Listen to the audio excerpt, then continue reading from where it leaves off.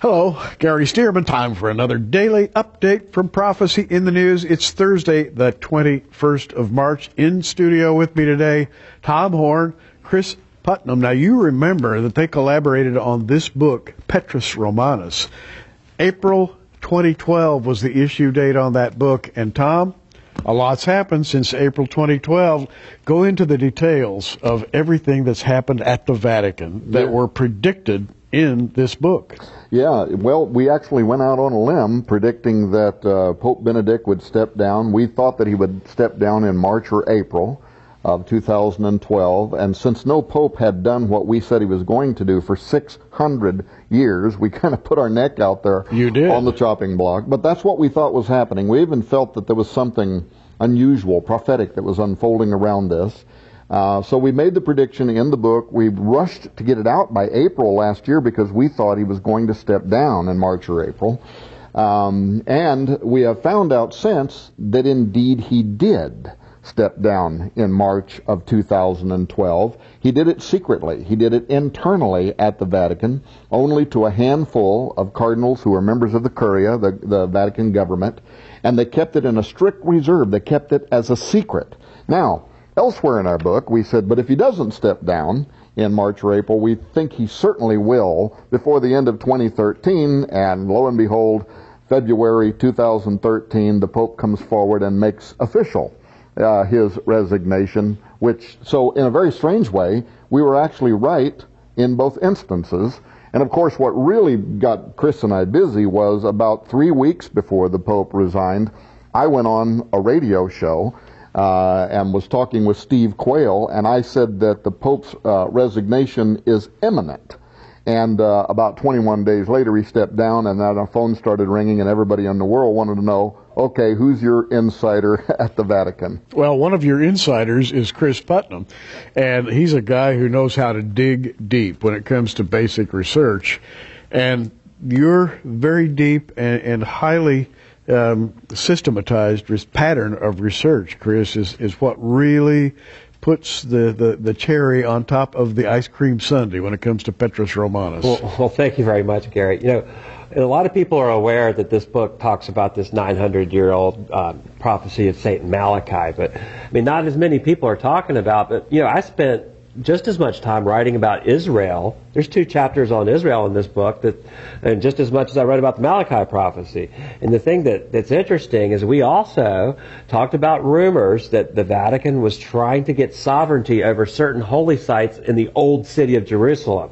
Now, we all know that Bible prophecy centers on the city of Jerusalem, and that's where we expect Jesus to return. That's where we expect the final events to play out. Mm-hmm. So, you know, if our thesis is right, if this final pope is the biblical false prophet, if that hypothesis is correct, we would expect him to have a seat in Jerusalem. Well, in February of 2013, the internet was ablaze with the announcement that they had resolved that negotiation, and that the Hall of the Last Supper in the building called the Cenacle on Mount Zion was going to be given over to the sovereignty of the papacy.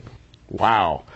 You know, this new pope, a very unusual man from Argentina, you predicted that he would come, or would probably come, of Italian descent. Comes from Argentina, of Italian descent. These things are very meaningful. And by the way, Pope Francis I is the answer to the media's dream.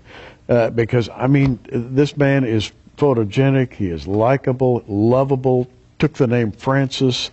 It's an astonishing PR coup in one way, but it's something else too, right? Yeah, it was actually a greater fulfillment, if you will, of the final line in the prophecy of the popes than we could have even hoped for. You remember last year we did a show with you in which I said that the new pope does not need to be named Peter. All he needs is to be of Italian descent in order to be a fulfillment of the final line, Petrus Romanus. And of course, George Bergoglio, who's taken the name Pope Francis I, is of Italian descent. Both his mother and his father were Italian, so he's of Roman descent, fulfills the line Petrus Romanus. But it gets even better, naming himself after Francis of Assisi. Francis of Assisi's original name was Francesco di Pietro, or Peter di Bernardone, a person who was an Italian. Wow. He was a Roman, and his name can literally be translated Peter the Roman. So he names himself after him. Secondly, and this really blows me away, that I know that Bergoglio knows this. He's a very educated man. He's a Jesuit, right? He's got degrees both in theology and science. Well, Francis of Assisi is the guy who prophesied that when the final pope arrived, he would be a pope under the control of Satan. In fact, he uses the term a destroyer, not a true pastor, who will, through cunning, he will appeal, he will be cunning, he will be favorable, the media will love him, and he's going to lead the world astray. That's what the namesake of Bergoglio's, new Pope Francis said. And then the third and final thing is he is a Jesuit. Now that we didn't see coming. There's never been a Jesuit who's been elected to the pontificate, but as a Jesuit, he perfectly fulfills what we outlined in Petrus Romanus as a pope who would emphasize the supremacy of the Roman Catholic Church and of the pontiff over all other religions and all other religious leaders in the world, and he's being heralded as such even by Protestants now who are saying this is our pope. That's astonishing, and I see that Chris is holding one of his research tools over there. You've got a book, and I assume you want to read a quote out of that book. Certainly. This is the book that Malachi Martin wrote about the Jesuit order when he got released from his vows to expose what he thought was a threat to the Catholic Church. The title of the book is The Society of Jesus and the Betrayal of the Roman Catholic Church. What's interesting is the thesis of the book is stated right in the first paragraph. I'll read just a little snippet. Here it says, a state of war exists between the papacy and the religious order of the Jesuits, the Society of Jesus, to give the order its official name. That war signals the most lethal change to take place within the ranks of the professional Roman clergy over the last 1,000 years.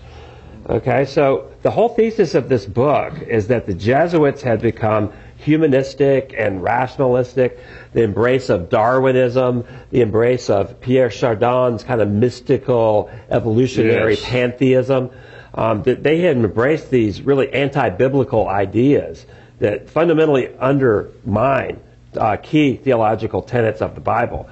Malachi Martin objected to that. Now, I wouldn't agree with all of his Catholic beliefs, but he saw them as a modernist threat to the traditional theology, and the fact that we have the first Jesuit pope tells me that this war has been resolved and the Jesuits won. The book is Petrus Romanus, published last April 2012. Yours for $19.95 plus shipping and handling. However, we're including it with a package. Their new book, Chris and Tom have come up with Exo Vaticana, which takes Petrus Romanus to the next step. And it's all about the Vatican's belief in aliens. And that's all I'm going to say right now. Order both books, ask for the Project Lucifer and the Final Pope package, and you get a free data DVD, which has literally hundreds of items on it. The research that Tom and Chris have actually used to put together these books, this library alone is worth the price. Believe me, it's a wonderful data DVD. Project Lucifer and the Final Pope package, yours for $39.90 plus shipping and handling. And you've got the number on your screen even as we speak. Gentlemen, we are down to the last minute or so here. Any final thoughts? Well, I'm looking forward to tomorrow's show because I think now the rubber will hit the road. And we're going to talk about Exo Vaticana, and I know that there was a sense of being driven onward in a kind of a hurry. Chris, isn't that right? Well, absolutely. I mean, every time we think that we're going to be able to take our time and research, the events just started happening. I mean, Pope Benedict steps down. I mean, we're just driven by history. And history is moving at light speed today, ladies and gentlemen. I've been writing articles on Bible prophecy for many years now, and even I can't believe what I'm writing about these days. Surely Jesus is coming soon, so keep looking up. Hey, he's coming.